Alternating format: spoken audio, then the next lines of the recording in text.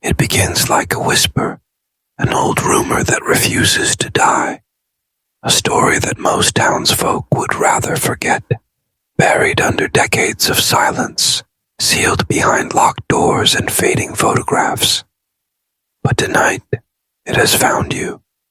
The truth about two children who, according to everyone who dared to remember, shared something impossible. Not a bedroom, not a name, but the same soul. Everyone, welcome to my channel. Before the story pulls you in too deep, hit subscribe and tap the bell icon, because what you're about to hear is not a tale for the faint-hearted. The story begins in the 1930s, in a remote town that never appears on any official maps, a small farming community where gossip traveled faster than the harvest winds, and secrets lived longer than the people who carried them. In that place, on a rain-choked night, twins were born to a mother who had nearly bled to death bringing them into the world. Locals whispered that something was wrong the moment the midwife placed them side by side. Their cries, sharp and haunting, rose and fell in perfect unison, like a choir of one voice split in two. At first, no one wanted to say it out loud. The idea was blasphemous, a kind of sacrilege to even suggest. But as the months passed, the twins revealed something unnatural. When one laughed, the other laughed too, without knowing why. When one fell ill, the other weakened. And when one was punished, the other's skin sometimes bore the marks, even if they hadn't been touched. It was as though some invisible cord tethered their existence together, not just siblings, but reflections. Their mother, too frightened to speak of it, began locking them in the attic at night, terrified of the noises that came through the walls. Neighbors swore they heard two voices singing in harmony, yet others insisted there was only one. And then the disappearances began. Small animals from the farm, found drained of life, their bodies left in the children's crib. The town believed they weren't just sharing a soul, they were feeding from it. And that is where the silence truly began. Families stopped visiting, friends stopped speaking their names. The children were not hidden out of shame, but out of fear. By the time the twins reached their 5th year, the town had already begun to speak of them in hushed tones, as if even their names could summon misfortune. Outsiders visiting the village were told only half-truths, given excuses for why the children were never seen outside. But those who lived closest knew, because they had seen the signs. A neighbor swore that one afternoon she watched the boy slip and fall into a stream near the orchard, his body dragged down by the water. Yet while the farmhands rushed to rescue him, his sister, sitting on the porch nearly half a mile away, suddenly began gasping for air, clutching her throat as though she were drowning too. Both survived, but the incident cemented the fear. What harmed one harmed the other. Their mother began to write a diary, though she never shared it. Torn pages found years later describe nights where she woke to hear them speaking in a language no one had ever taught them, a language that sounded less like words and more like murmurs carried on the wind. Some believed it was the soul itself, struggling to be divided, reaching out for balance. The local pastor declared them an omen. He claimed God had made a mistake, placing a single soul inside two bodies, and that such an error would demand correction. Families who once traded bread and milk with the twins' parents began avoiding them entirely, crossing the road if they saw them coming. The mother and father, already fractured from sleepless nights, stopped attending Sunday services altogether. Their farmhouse turned into a kind of prison, the shutters nailed closed, the children's voices barely heard. But inside that house, a darker truth was growing. The twins themselves seemed to know. By the time they were 7, they whispered of feeling incomplete, as though each was only half of a person. One would fall into a strange sleep, eyes open but unblinking, while the other described vivid dreams of wandering in empty fields, searching for something just out of reach. It was around this time that the disappearances of animals grew more frequent. The livestock were not merely killed. They were hollowed, emptied in ways no predator could achieve. The parents, broken by fear, covered up the evidence, but the town noticed, and though no one dared to confront the family directly, the rumors grew into something far more terrifying. The belief that one twin would eventually consume the other.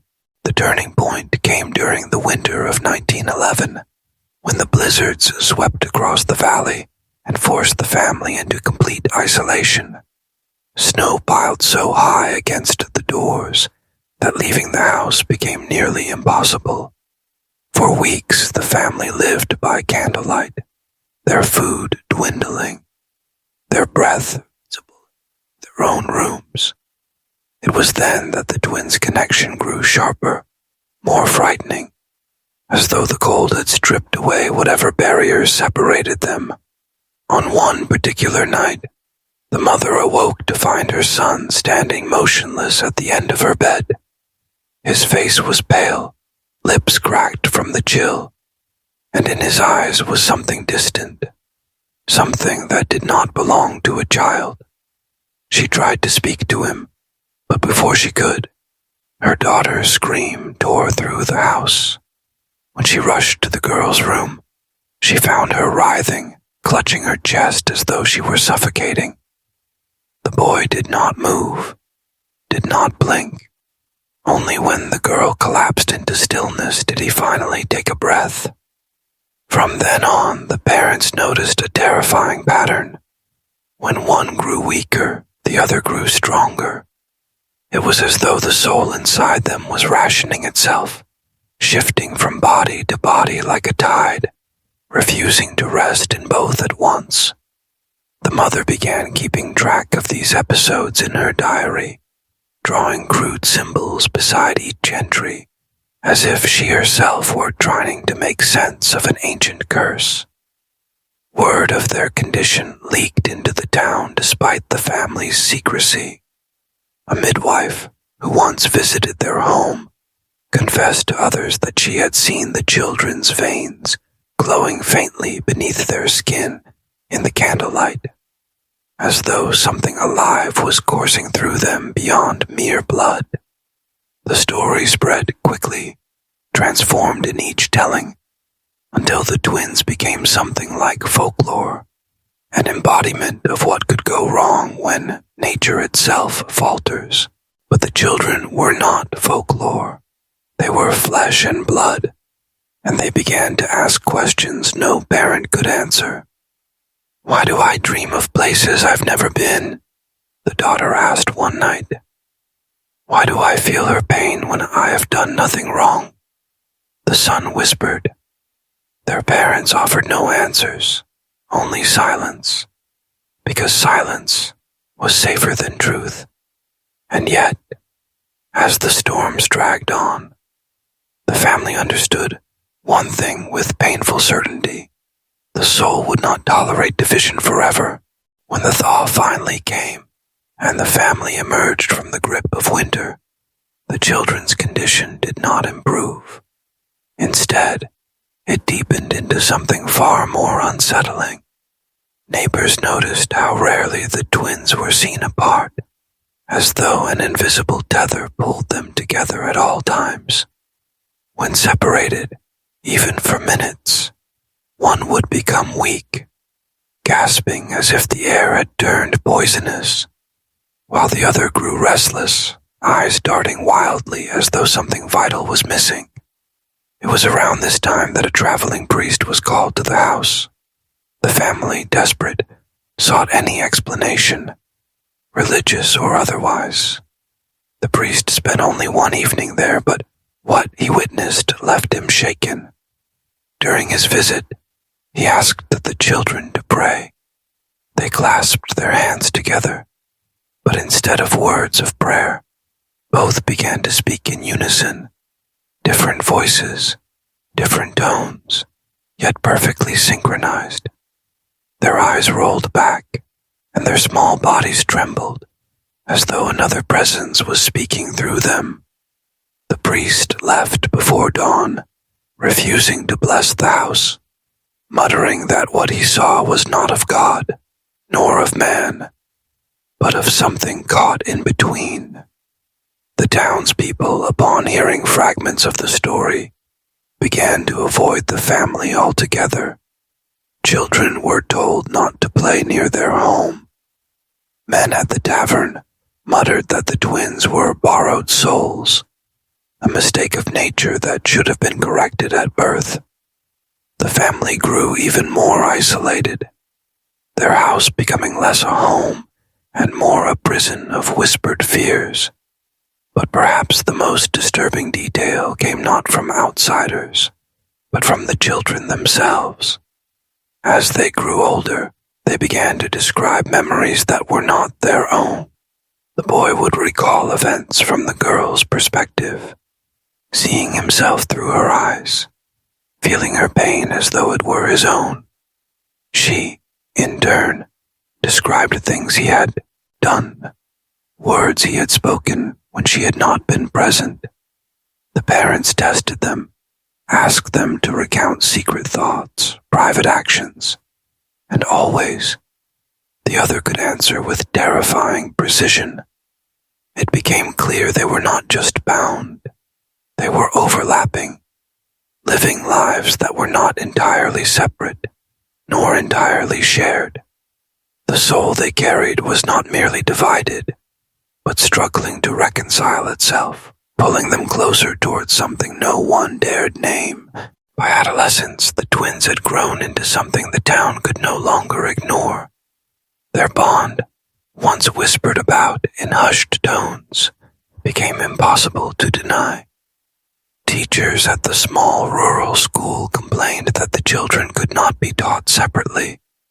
If one was sent to the front of the class to recite, the other would answer in perfect rhythm, their voices tangled, echoing like two sides of the same thought. Punishment did nothing. Separation brought seizures, fainting spells, and in one case, the sudden collapse of the girl, as though life had been sucked out of her body. Doctors from neighboring towns were summoned, each eager to study what they thought was a strange medical condition. They left defeated, offering no diagnosis, but carrying a lingering dread.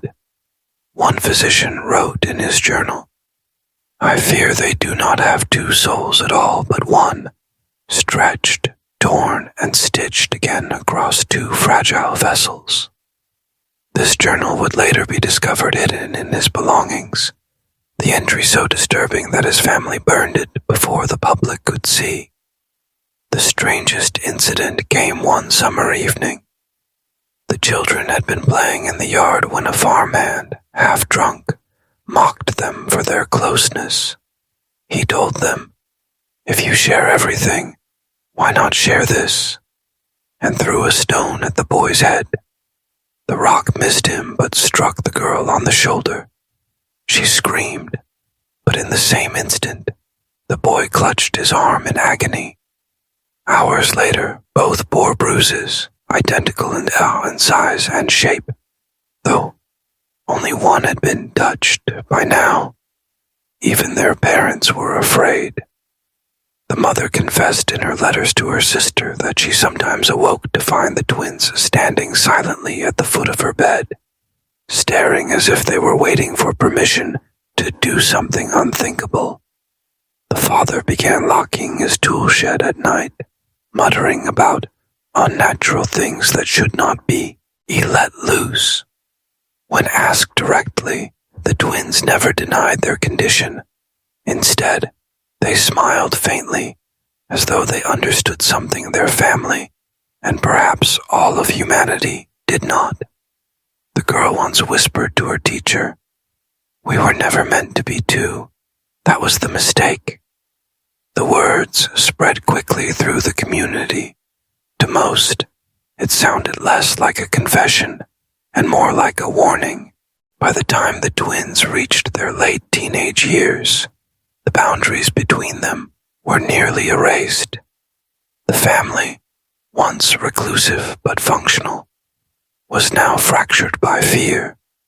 Neighbors whispered that the children were unnatural, that no blessing from God could look like this. Some claimed to have seen them moving through the fields at night, their steps perfectly synchronized, their heads turning in eerie unison, as though guided by some invisible string. One farmer swore that when he crossed paths with them, it felt not like looking into two sets of eyes, but into one gaze split between two faces. The local church tried to intervene.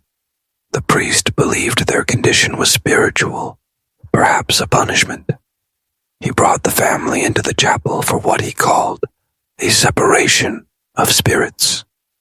He placed holy water on each child's forehead, but as soon as the droplets touched, both collapsed into violent convulsions.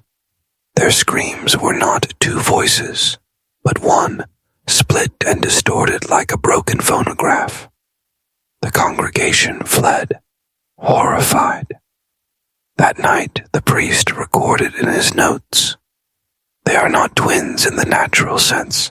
They are one being, like a single candle flame trying to burn from two wicks." After that night, the family became pariahs. Children were forbidden to play with them, and mothers clutched their babies tighter when the twins walked by. The father, once proud and stern, sank into drinking. The mother aged decades in just a few years, her face sunken, her eyes wild. She spoke of hearing her children whispering in the dark, though no words could be understood, just low, guttural murmurs that made the walls vibrate. One chilling story circulated through the town, a story that no one ever admitted to starting. It was said that the twins had the power to switch wounds, that an injury inflicted on one could pass silently to the other. A cowhand tested this rumor one afternoon when he sliced the boy's arm lightly with a farming blade. The boy laughed, but seconds later the girl's arm split open with the same wound. The cowhand fled in terror, never returning to work. The family tried to keep these events hidden, but rumors spread like wildfire. Journalists from distant cities began to arrive, only to be turned away by the father's drunken rage. Still, stories leaked out, and every story carried the same haunting theme. These were not two people at all. They were something else, something the human body was never meant to contain. The end of the story is the part no one in that small town dares to talk about, even now. By their early 20s, the twins had become reclusive phantoms. They were rarely seen in daylight, and when they appeared, they seemed drained, hollow, and yet bound closer than ever. The father was long gone, vanished one night with no explanation. Some believed he fled, unable to endure what his children had become. Others whispered he didn't leave at all, that the twins had absorbed him somehow, the way one devours a memory until nothing is left. The mother remained in the house, but she no longer recognized neighbors, nor did she speak in full sentences. Her words were fractured, like pieces of a broken mirror. She muttered about dreams of two shadows pulling her apart, leaving her unable to breathe. When officials tried to interview her, she scratched symbols into the wooden table instead of answering, circles intersecting circles, like two souls overlapping forever. Then, one night, the house went silent. A neighbor claimed to have heard singing, low, mournful like a funeral hymn, echoing from the walls. By morning, the house was empty. No parents, no twins. Just the walls, lined with strange carvings, two faces merging, two hearts sketched as one, and the repeated phrase written over and over in charcoal. We were never meant to be apart. The property was left to rot, the roof caving in, the windows shattered. Yet visitors who dared to enter later reported the same phenomenon. When standing in certain rooms, you would hear breathing, faint but synchronized, as though two lungs inhaled at once. But no one was there. In mirrors, some swore they saw not their own reflection, but two blurred faces staring back from the glass, watching, waiting. Local historians now treat the tale as folklore. Psychologists dismiss it as hysteria, an exaggeration born from isolation and superstition. But the townspeople know better. They avoid the property, crossing the street rather than walking past.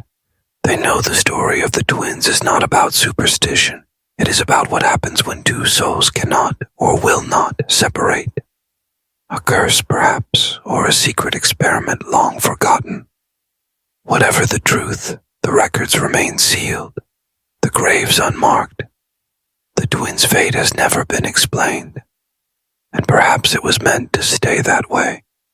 For if you dig too deep into what it means to share a soul, you may discover that yours isn't entirely your own.